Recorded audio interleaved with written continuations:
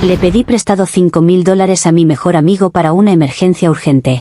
Es que el Brian me invitó a un viaje a Brasil, solo que yo tenía que pagarlo. El problema es que vio mis historias y acaba de escribirme para que le pague. ¿Qué debería hacer? Estoy en Brasil, con arena pegada a las piernas y el teléfono vibrándome como si fuera una alarma de incendio. Simón acaba de escribirme para que le pague los $5.000 y el mensaje tiene ese tono de, te voy a bajar a la realidad, que arruina cualquier estética. Yo debería estar subiendo otra historia en Golden Hour, no justificando mi existencia. Igual, para que entiendas por qué él está actuando así, te cuento cómo se armó este desastre. Simón y yo somos amigos desde la infancia, de esos vínculos que sobreviven mudanzas, colegios y épocas raras, pero también de esos que se deforman cuando uno empieza a crecer en direcciones distintas. Él es disciplinado, de horarios, de, primero lo importante, de tener una libretita mental para cada gasto, como si la vida fuera una fábrica y uno tuviera que marcar tarjeta. A mí eso siempre me pareció tierno, incluso admirable, pero también limitante, porque yo no pienso en el dinero como él, yo lo pienso como energía de expansión. Si yo le cuento un plan, él lo desarma con números, si yo le cuento un sueño, él lo baja con porcentajes. Y aún así, siempre ha estado ahí, como ese amigo que te presta su tranquilidad cuando tú no la tienes. Con el tiempo, yo fui construyendo mi identidad de emprendedora digital, no solo por vanidad, sino porque es un mercado real y la gente no lo entiende hasta que ve resultados. Mi vida es contenido, mis decisiones tienen impacto en mi alcance, y mis hábitos se alinean con la imagen que proyecto, porque el público no compra improvisación. Yo cuido mis fotos, mis horarios de publicación, mi estilo, mis historias, la vibra de todo lo que muestro. No es superficialidad, es coherencia de marca. Simón, en cambio, cree que lo importante es lo que no se ve, la cuenta de ahorros, el fondo de emergencia, el por si acaso. A veces me mira como si yo fuera una adolescente jugando a ser adulta, cuando en realidad soy una adulta jugando a ser inmensa. Por eso, cuando empecé a salir con el Brian, Simón me puso esa cara de preocupación silenciosa que él cree que es discreta. El Brian es el tipo de hombre que entra a un lugar y se siente la presencia, aunque no tenga un traje caro ni hable con palabras técnicas. Tiene esa estética urbana cruda que, en mi feed, funciona como un imán, porque contrasta perfecto con mi curaduría. Yo soy lo pulido, él es lo auténtico, y juntos damos historia. Al comienzo, me encantó que no viviera pensando en el «¿qué dirán?», como Simón, porque eso se contagia y te vuelve cobarde. El Brian no tiene miedo a la calle, a la música alta, a los planes espontáneos. Con él, todo parece más vivo. Pero también desde el inicio noté que el Brian y yo jugábamos un juego de poder distinto al que yo estaba acostumbrada. Él no es de prometer, es de insinuar, de tirar ideas como anzuelos, de decirte, vamos, como si eso fuera suficiente para que el mundo se acomode. A veces yo interpretaba eso como seguridad, y a veces como irresponsabilidad disfrazada de carisma. Sin embargo, el problema es que esa mezcla te engancha, te hace sentir que tú eres la que convierte el caos en algo presentable. Yo me decía que yo era la que daba dirección creativa y él el que daba calle, y que esa combinación era oro. Simón, por supuesto, veía el riesgo antes que la narrativa. Mi dinámica con Simón siempre había sido más estable, si soy honesta, un poco asimétrica. Él me escucha, me aconseja, me aterriza, y yo le doy emoción, le cuento chismes, lo saco de su burbuja de responsabilidad.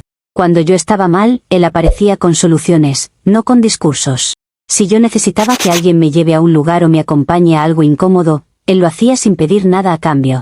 Esa clase de amistad crea una confianza peligrosa, porque te acostumbras a que la otra persona soporte más de lo que debería. Yo lo veía como un pilar, y los pilares, en la mente de uno, son para sostener.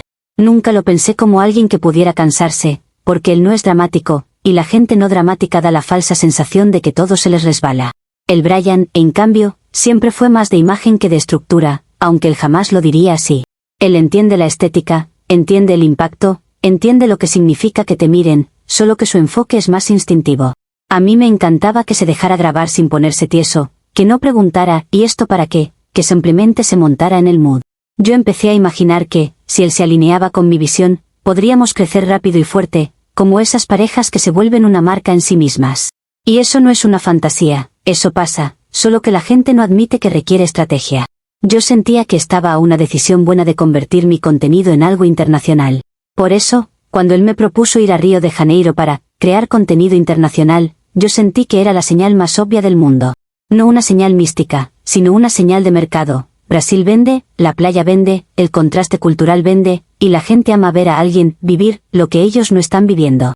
Era un salto de posicionamiento, un upgrade, una forma de mostrar que mi vida no se quedaba en lo local. Yo sabía que un viaje así iba a elevar mi feed y también mi autoridad. El contenido internacional tiene otro sabor. No era solo turismo, era estrategia de crecimiento. Y cuando estás construyendo algo, el tiempo importa más que la comodidad. El detalle, pequeñito pero molesto, era que el Brian no tenía liquidez y yo tampoco. No era que yo fuera pobre, era que yo estaba en esa etapa en la que el dinero se mueve, entra y sale en proyectos, y tú no lo dejas quieto porque quieto no crece. Yo tenía gastos ya comprometidos, cosas que no se pueden pausar si quieres mantener consistencia, y además yo no iba a permitir que el Brian sintiera que yo no podía sostener un plan grande. A él le atrae la seguridad, aunque él actúe como si no le importara. Y yo, honestamente, no iba a perder ese momentum por un tema contable. Ahí fue cuando pensé en Simón, porque Simón es el único que tiene dinero, quieto, guardado, respirando en una cuenta como si el oxígeno fuera un objetivo. Yo sabía que, si le decía la verdad, me iba a salir con una conferencia sobre prioridades y responsabilidad, y lo que yo necesitaba era rapidez, no una sesión de terapia financiera. Yo también sabía que él es sensible con temas de salud, porque su familia ha pasado cosas, y ese tipo de sensibilidad lo ablanda. No me siento una villana por entender cómo funciona una persona, eso es inteligencia emocional. Además, yo lo iba a devolver, solo que no en el cronograma rígido que a él le tranquiliza. Mi urgencia era real, aunque no fuera médica.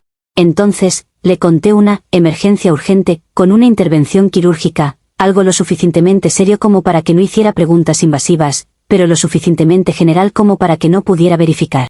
Le dije lo justo para que reaccionara como siempre reacciona, resolviendo. Y resolvió, porque en cuestión de nada me transfirió $5.000 de sus ahorros, con esa rapidez que él solo tiene cuando cree que está salvando a alguien. Yo sentí alivio inmediato, como si el universo me hubiera aprobado un crédito sin burocracia. En mi cabeza, eso era una inversión inicial para mi marca personal, no un robo ni un abuso. La gente invierte en negocios que cree, y yo soy mi negocio.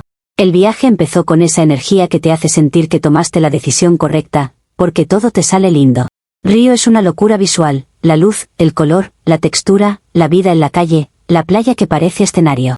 El Brian estaba feliz, y cuando él está feliz se vuelve más cariñoso, más atento, menos pesado, como si el mundo por fin tuviera la música que él necesita. Yo sentía que cada minuto era material, que cada ángulo podía ser un clip, que cada mirada podía ser una historia. Y sí, brindamos, porque eso también es parte de la narrativa, la libertad, el disfrute, el me lo merezco. A mí no me gusta fingir austeridad cuando estoy literalmente construyendo aspiración. En Copacabana, en ese Golden Hour que parece diseñado para influencers, me dejé llevar por la emoción y subí una serie de historias brindando con caipirinas, riéndome, mostrando el mar, mostrando al Brian con esa vibra de videoclip. Yo estaba feliz y lo mostré, porque si algo te está saliendo bien, lo compartes, y si no lo compartes, el algoritmo te castiga y la gente te olvida. En mi cabeza, yo estaba cumpliendo con mi trabajo. El problema es que yo olvidé ocultar las de Simón, porque yo había estado en modo contenido y no en modo gestión de daños. A veces uno no puede estar en todo, y eso la gente no lo entiende. Yo vi el mensaje de Simón cuando ya era tarde para fingir que no existía. No fue un ¿cómo estás?, ni un me alegra verte bien, fue directo a lo que él cree que es la realidad, exigiendo su dinero, como si el hecho de estar en una playa eliminara cualquier derecho que yo tenga a respirar. El tono era frío, con esa agresividad pasivo-agresiva que él jura que es madurez, y a mí me pareció tóxico y poco solidario con mi carrera. Yo sentí que me estaba tratando como a una delincuente por hacer exactamente lo que yo dije que necesitaba, salir adelante. Y ahí, con el teléfono en la mano y el mar enfrente, supe que este viaje podía volverse una guerra de narrativa. Comentarios de la historia principal. Usuario Anónimo 1 dice, eres una estafadora con filtro. Mentiste sobre una cirugía para sacarle plata a tu amigo y encima te indignas porque te pide lo suyo. Ojalá te cobren hasta el hielo de la caipirina. Respuesta de la OP, me fascina cómo hablan de estafa, cuando no tienen idea de lo que cuesta levantar una marca desde cero. Simón no es un anciano indefenso, es un adulto que decidió ayudarme, y si su ayuda ahora tiene condiciones emocionales, ese es su problema, no el mío. Además, nadie se muere por prestar dinero cuando le sobra para tenerlo dormido, lo que pasa es que les arde ver a alguien vivir sin pedir permiso. Usuario Anónimo 2 dice, emergencia urgente, y era para pasear al Brian. Eres el tipo de amiga que arruina vidas y luego dice que es culpa del algoritmo. Devuélvele la plata antes de que te humille peor. Respuesta de la OP, qué dramáticos, de verdad, como si yo hubiera destruido un banco central. La humillación la están inventando ustedes porque aman ver a una mujer caer, y se nota el complejo cuando mencionan a mi novio como si fuera un delito tener química con alguien. Yo voy a pagar cuando sea inteligente pagarlo, no cuando un comentario resentido me lo ordene. Actualización 1. Ha pasado 24 horas desde la última actualización y yo no he dormido bien, porque en teoría vine a recargar energía y terminé administrando el ego herido de un hombre que se cree dueño de mi destino por una transferencia. La mañana empezó con ese tipo de notificación que te sube el pulso. Simón había comentado en mi última foto, y no cualquier comentario, sino uno diseñado para explotar donde más duele, en el post con más engagement. Yo abrí el feed y lo vi ahí, como un graffiti en una pared blanca, diciendo que si la operación era de implante de bronceado y que le devolviera su dinero. No era una conversación privada, era un ataque público con intención de mancharme. Lo que más me indignó no fue que estuviera molesto, sino que eligiera hacerlo frente a todos, como si mi imagen fuera un juguete para su berrinche moral. Lo primero que hice fue borrar el comentario, porque no voy a permitir que alguien sabotee mi reputación en el momento exacto en el que estoy creciendo. La gente cree que borrar es cobardía, pero en realidad es control de crisis. Yo no le debo transparencia a desconocidos que consumen mi vida como entretenimiento. Después le mandé un mensaje de voz, con el tono más paciente que pude fabricar, explicándole que mis fotos eran almohadilla TBT, material de un viaje viejo, y que yo estaba en cama recuperándome. Le dije incluso que mi equipo de redes estaba programando contenido para que el algoritmo no me castigue, porque si caes del ritmo, te cuesta semanas recuperar alcance. Yo sabía que era una historia más elaborada, pero él me obligó a eso con su show. Si él quería actuar como fiscal, yo tenía que actuar como empresa. Mientras hablaba, yo sentía esa mezcla de rabia y superioridad que me sale cuando alguien intenta bajarme con cosas mundanas. Simón siempre ha tenido esa mentalidad de ahorro obrero, como si el futuro fuera un enemigo y no una posibilidad. Yo le decía que debería alegrarse de que yo esté saliendo adelante, de que su dinero esté generando retorno indirecto porque mi posicionamiento crece. Él no entiende el concepto de inversión en imagen, porque su mundo se resume en recibos y saldos. Yo terminé el audio remarcando que lo suyo no era preocupación, era control, y que a mí no me controla nadie. La coherencia de marca también es eso, no verte débil cuando te atacan. Como era obvio que él estaba viendo todo lo que yo subía, decidí bloquearlo de mis historias. No por miedo, sino por higiene digital. Tú no invitas a alguien a tu casa si entra a criticarte la decoración. Además, yo necesitaba disfrutar el viaje sin sentir que él estaba respirándome en la nuca desde una pantalla. Y sí, decidí no devolverle el dinero todavía, porque sería estratégicamente estúpido soltar efectivo justo ahora, cuando estoy sosteniendo una experiencia que mantiene a el Brian motivado. Si él se aburre, si siente que esto es un fracaso, me lo va a cobrar con actitud, y yo no vine a Brasil a cuidar el mal humor de nadie. Mi prioridad era mantener el estatus del viaje para que el contenido siguiera fluyendo. El Brian, por su parte, se despertó con esa energía suya de hoy se rompe, y yo tuve que manejar dos frentes al mismo tiempo, el drama de Simón y la logística de que mi novio no sintiera que estábamos limitados. Yo le hablé de clubes VIP, de lugares donde la gente va a ver y ser vista, porque eso alimenta su ego y, sinceramente, también el mío. Él me decía que en Brasil la vibra era otra, que aquí la gente vive sin pensar en mañana, y yo asentía porque en el fondo esa frase me sirve cuando me conviene. Yo sabía que no teníamos margen para grandes gastos extra, pero también sabía que un hombre como él se te va emocionalmente si lo hace sentir pobre en un país ajeno. La experiencia tenía que mantenerse alta, aunque el presupuesto estuviera en tensión. Yo me repetía que todo esto era temporal, que el daño se arregla con resultados, y que cuando yo pegue un clip viral, todo el mundo va a callarse. La gente subestima lo rápido que el Internet puede cambiar tu situación financiera si sabes jugarlo. Simón actúa como si el dinero fuera una piedra que solo se mueve con esfuerzo, y yo sé que puede moverse con estrategia. Además, la forma en la que él me estaba hablando ya no era de amigo, era de cobrador, y eso rompe cualquier impulso de ser considerada. Cuando alguien te trata como culpable antes de escucharte, tú dejas de tener ganas de ser amable. Yo no iba a recompensar su agresividad con obediencia. Sin embargo, mi gestión de crisis falló por un detalle técnico que me da vergüenza admitir, no porque sea grave, sino porque es absurdo. Yo bloqueé a Simón de mis historias, convencida de que con eso cerraba la fuga de información. Pero yo no bloqueé a la novia de Simón, porque ni siquiera se me pasó por la cabeza que ella estuviera monitoreándome como si yo fuera un reality. Hay gente que no tiene vida y la llena con la vida de otros, y luego se creen con derecho a opinar. Yo pensé que el cerco estaba hecho, y seguí con mi día como si ya hubiera solucionado el problema. Ese fue mi error, subestimar el nivel de obsesión ajena. En la tarde, el Brian decidió hacer entender a su manera que estábamos viviendo Brasil, y se le ocurrió hacer un live desde donde estábamos, con esa espontaneidad que a veces suma y a veces destruye.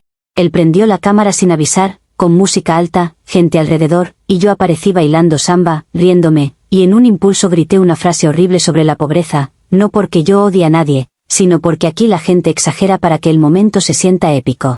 En un live, el contexto se pierde y la ironía no existe, pero en el momento yo estaba en la adrenalina. El problema es que Internet no perdona y las parejas de los hombres resentidos menos. Ese live se volvió munición. La novia de Simón lo vio, porque claro que lo vio, y no solo lo vio, sino que probablemente lo guardó como si estuviera armando un expediente. Yo me di cuenta cuando empecé a recibir miradas raras en los comentarios, como si la gente hubiera olido sangre. Yo corté el live con la excusa de la señal y le dije a el Brian que no fuera tan impulsivo, pero él se rió, como si la vida fuera un chiste eterno. Ahí sentí una irritación fea, porque yo estaba sosteniendo una narrativa delicada y él estaba haciendo lo que le daba la gana. De nuevo, yo era la que limpiaba el caos. No pasó ni una hora y ya tenía un mensaje de Simón, ahora sí con furia abierta, porque ya no era, yo vi tus historias, era, te vi en vivo. Yo le respondí con una mezcla de indignación y corrección, porque me parecía una invasión absurda que él estuviera en ese nivel de vigilancia. Le dije que si de verdad fuera mi amigo, me habría escrito en privado sin intentar destruirme. Le insistí con lo del contenido programado, con lo del material viejo, con todo, pero ya era tarde porque la evidencia emocional ya estaba instalada. Y cuando un hombre como Simón se siente humillado, no busca entender, busca castigar. Yo lo conozco desde niños, sé cómo se pone cuando cree que tiene la razón moral. Y como si no fuera suficiente, Simón decidió que la mejor manera de arreglar esto era meter a mi madre. A mí me parece una bajeza involucrar familia en un tema que, al final, es entre amigos adultos, pero él lo hizo porque sabe dónde duele. Le mandó capturas, le explicó la mentira de la cirugía, le pintó todo como si yo fuera una criminal sin alma. Mi madre, que tiene la paciencia de una santa hasta que se siente traicionada, se indignó en 2 segundos. Yo recibí su llamada con ese tono que ya anuncia sentencia, y ni siquiera me dejó hablar bien. Hay gente que prefiere sentirse moralmente correcta a escuchar a su propia hija. Lo peor vino cuando me dijo que me cancelaba la tarjeta de crédito de emergencia que yo tenía como respaldo, esa que existe precisamente para momentos en los que la vida se desordena. Ella lo vio como un castigo educativo, como una forma de enseñarme, sin entender que yo estaba en otro país, con compromisos ya hechos, con una imagen que sostener, con un novio que no entiende de restricciones. Cuando colgó, yo me quedé mirando el techo del hotel con una sensación de vacío muy concreta, porque ya no era solo el berrinche de Simón, era el sistema completo cerrándome puertas. Mi propio soporte familiar había sido cortado por un chisme con capturas. Ahí me tocó contar el efectivo, literalmente, como si yo fuera una turista sin planificación, y eso me pareció estéticamente humillante. Teníamos lo justo, y lo justo es una palabra que a mí me da alergia porque lo justo no crea experiencias, apenas las sostiene. Yo miré a el Brian y me di cuenta de que si él percibía la escasez, el viaje se iba a convertir en reclamos, en caras largas, en energía pesada. Yo le dije que todo estaba bajo control, aunque por dentro yo ya estaba armando un plan desesperado. Porque una cosa es que Simón esté molesto y otra cosa es quedarme sin herramientas en Brasil. Ahora estoy en una situación absurda. Simón cree que me está enseñando una lección, mi madre cree que me está corrigiendo, y yo estoy atrapada entre sostener una marca y sostener un hombre que necesita estímulo constante. La consecuencia inmediata es que estamos en Brasil con el efectivo exacto que salió de Simón, sin tarjetas, con cuentas pendientes y con la amenaza de que él siga escalando. Y si esto sigue así, lo siguiente que va a hacer es meterse con las marcas que yo etiqueto, y ahí sí me quiere destruir de verdad, no ayudar. Yo no vine a Río para sobrevivir, vine para crecer, y me están obligando a operar como si mi vida fuera un castigo. Comentarios de la actualización 1. Usuario anónimo 1 dice, te bloquearon la realidad y tú sigues bloqueando historias. Le mentiste, te pillaron en vivo y todavía te crees la víctima. Devuélvele el dinero antes de que te quedes varada por payasa. Respuesta de la OP, qué obsesión con verme, varada, como si ustedes se alimentaran del fracaso ajeno. Yo no soy una delincuente por administrar mi narrativa, y si Simón fuera un hombre emocionalmente estable no estaría haciendo escándalos públicos ni llamando a mi madre como niño de escuela. El dinero se devuelve con cabeza, no con pánico, y yo no voy a destruir mi propio posicionamiento por el impulso moralista de alguien que no entiende de crecimiento. Usuario anónimo 2 dice, tu madre hizo lo único sensato, cortarte la tarjeta para que dejes de jugar a millonaria con plata ajena. Y lo del live gritando estupideces te retrata más que cualquier captura. Respuesta de la OP, mi madre reaccionó desde el drama, no desde la lógica, porque también le encanta sentirse correcta, aunque me deje en una situación complicada. Y lo del live fue un momento, una exageración de ambiente, pero ustedes lo convierten en sentencia porque aman etiquetar a la gente. Si me van a juzgar por una frase en una fiesta, al menos acepten que lo que les molesta no es la ética, es que yo me atrevo a vivir sin pedirles permiso. Actualización 2. Han pasado 3 días desde la última actualización y la sensación de estar caminando sobre vidrio se volvió rutina. Sin tarjetas, con Simón convertido en un enemigo administrativo y con mi madre jugando a la policía moral desde Ecuador, lo que era un viaje de contenido se transformó en una prueba de resistencia estética. Yo me despertaba con el corazón acelerado por el simple sonido de una notificación, porque ya no era solo mi feed, era mi supervivencia. La cuenta del hotel seguía acumulando cargos, el servicio a la habitación ya no era un capricho sino una tentación peligrosa, y el Brian, aunque todavía estaba de buen humor, empezaba a mirar los precios como si fueran un insulto personal. Yo intentaba sostener la vibra con sonrisas, pero por dentro sabía que en cualquier momento la realidad se iba a imponer como una factura.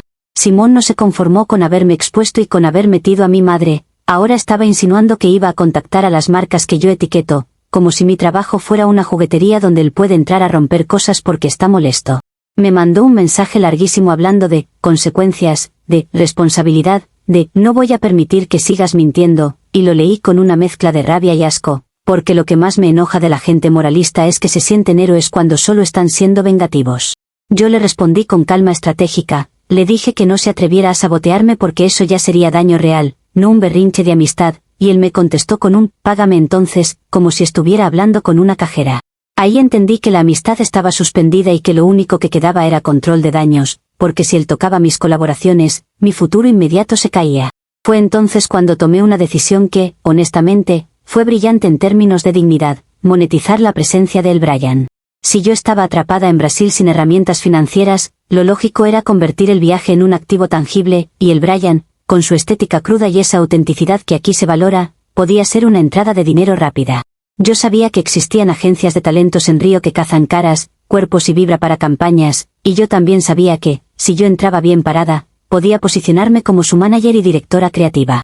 Yo tengo el ojo, yo tengo la visión, yo soy la que entiende el mercado digital, y él es, al final, el maniquí perfecto para esa narrativa de chico urbano que conquista Brasil.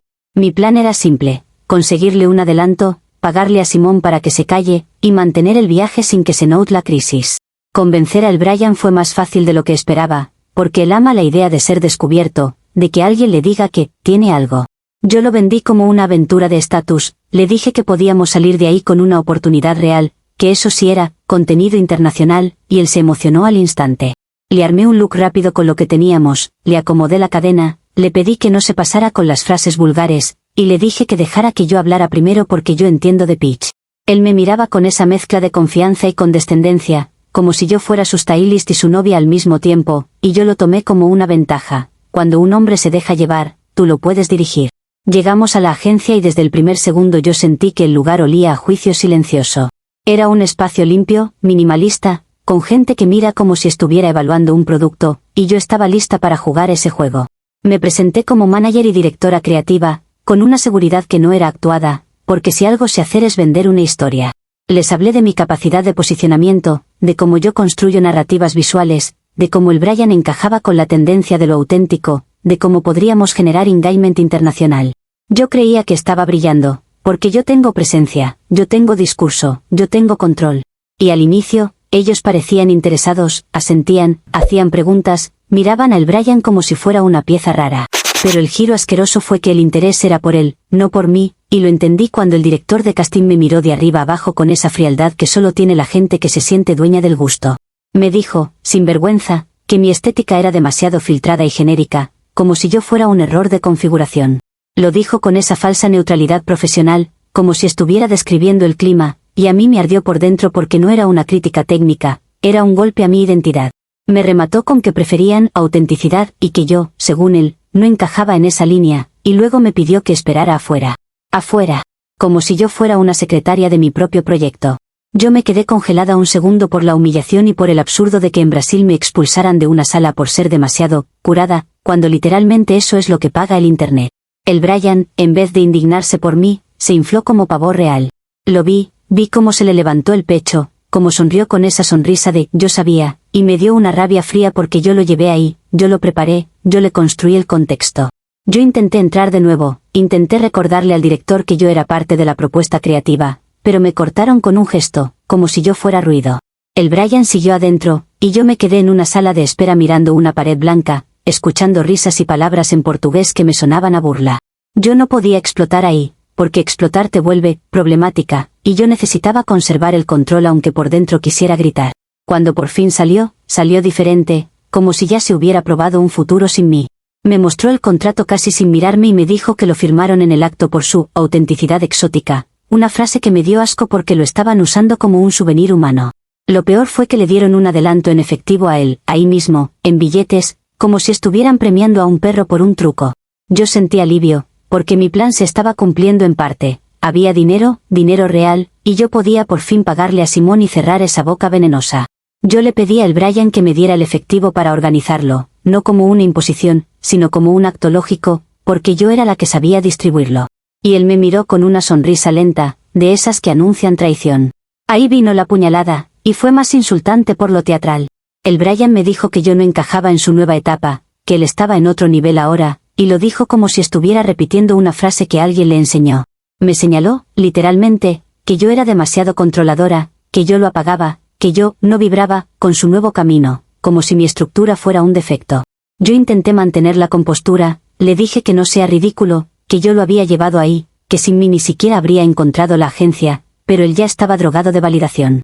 Me dijo que necesitaba una mujer que lo entienda, en Brasil, y en el pasillo apareció una modelo garota, alta, risa fácil, cero interés por los detalles, y yo entendí que esto ya estaba decidido. Él tomó sus cosas, guardó el efectivo, y se fue como si yo fuera una etapa pasada de su vida, no la arquitecta de su oportunidad. Me quedé sola en el hotel con la cuenta del servicio a la habitación pendiente, sin un centavo, sin tarjetas, con Simón amenazando desde lejos y con el hombre que era mi contenido internacional, convertido en un producto ajeno. Yo tuve que bajar a recepción con una calma que no sentía, explicar que había un problema temporal, que necesitaba tiempo, y la recepcionista me miró con esa pena que te hace sentir peor que un insulto. En ese momento, mi teléfono vibró otra vez y era Simón insistiendo con su dinero, como si el universo se burlara de mí sincronizando humillación y cobranza. Yo estaba literalmente en Brasil sin acceso a nada, y aún así, el único crimen que ellos veían era que yo no le pagaba a tiempo. La consecuencia inmediata fue obvia, quedé atrapada, y la nueva amenaza era peor, porque ahora ya no tenía ni al Brian, ni el efectivo, ni respaldo, y la posibilidad real de quedarme varada empezó a sentirse demasiado tangible. Comentarios de la actualización 2. Usuario anónimo 1 dice, te salió perfecto el plan, convertiste a tu novio en cajero automático y él te cambió por una garota. La estética no paga cuentas, Valentina. Ahora sí, a ver si te baja el filtro. Respuesta de la OP, qué fácil es burlarse cuando no entiendes dinámica de industria ni cómo funciona el casting. Lo que pasó fue una traición y un abuso de poder, y si ustedes lo celebran dice más de su hambre de ver a alguien caer que de mi supuesta falta de humildad. Además, el Brian no me cambió, se dejó manipular por gente que ve a los latinos como exotismo, y yo no voy a cargar con la estupidez ajena como si fuera mi culpa. Usuario anónimo 2 dice, Simón te prestó para una operación, y tú gritabas, a la mierda la pobreza, en un live. Ahora te dejaron pobre de verdad y todavía buscas culpables. Karma con subtítulos. Respuesta de la OP, me impresiona lo obsesionados que están con una frase sacada de contexto, porque es más cómodo atacarme por eso que aceptar que Simón fue el primero en comportarse como un acosador. Lo que ustedes llaman karma es simplemente gente envidiosa aprovechando un momento vulnerable para sentirse superior. Si yo estuviera en la cima, estarían diciendo que soy inspiración, como estoy en una crisis, me quieren moralizar, y esa doble cara no me la trago. Actualización 3. Han pasado 18 meses desde la última actualización y si pudiera borrar una etapa completa de mi vida como se borra una historia mal subida, lo haría sin pestañear. Volver de Brasil fue un proceso estéticamente desagradable, de esos que te obligan a ver tu vida sin filtros, con luz blanca de realidad.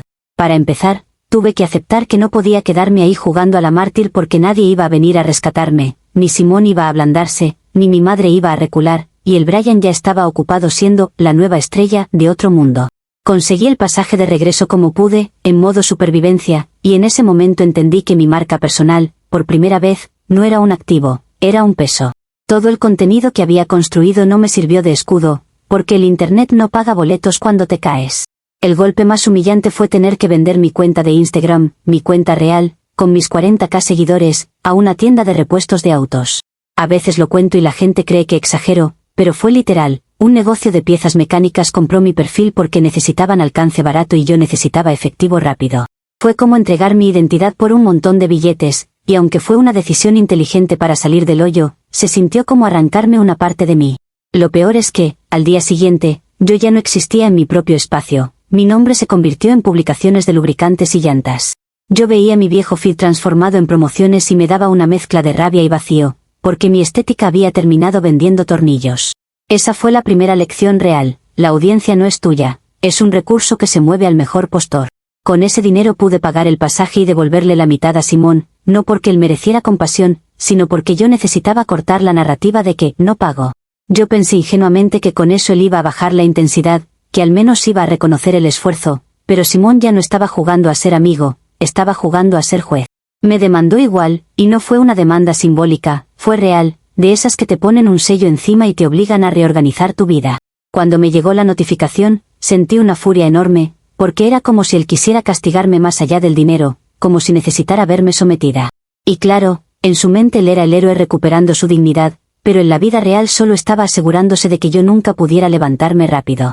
El resultado de esa demanda fue que me embargan legalmente el 30% de mi sueldo actual, un porcentaje que suena justo en papel, pero en la práctica te asfixia. Yo tuve que conseguir un trabajo estable, y terminé como recepcionista en una clínica dermatológica, lo cual es una ironía cruel porque paso los días viendo gente hacerse tratamientos que yo ya no puedo costear. Yo los recibo con sonrisa profesional, les agendo citas, les ofrezco café, y por dentro me arde el estómago al ver que el mundo sigue comprando belleza mientras yo cuento monedas. Cada vez que alguien pregunta por un procedimiento carísimo, yo me acuerdo de la Valentina que planeaba contenido internacional, y me dan ganas de reírme de mí misma, pero no lo hago porque esa risa sería admitir derrota. Yo sigo creyendo que fue una caída temporal, aunque el sistema legal intente hacerla permanente. Mi relación con mi madre quedó rara, tensa, porque ella se comportó como si su castigo hubiera sido un acto de amor educativo.